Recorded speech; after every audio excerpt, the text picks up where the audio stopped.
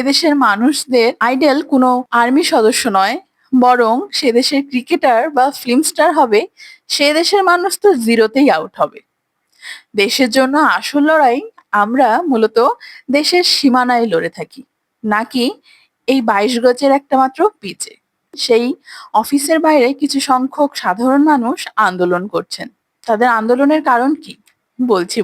এখানে দেখা যায় সে আন্দোলনের মধ্যে থেকে একজন মধ্যবয়সী নারী কিছু মেডেল এবং কাগজপত্র সেনা সদস্যের দিকে ছুঁড়ে মারে। তিনি সাথে এটিও বলেন, এই জিনিসগুলো আমার ২ সন্তান অর্জন করেছে, তারা কোনো টেররিস্ট নয়।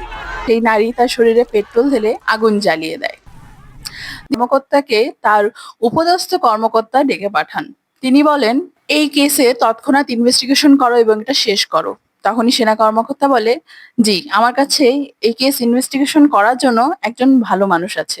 তিনি হলেন মেজর মনিকা মেহরা।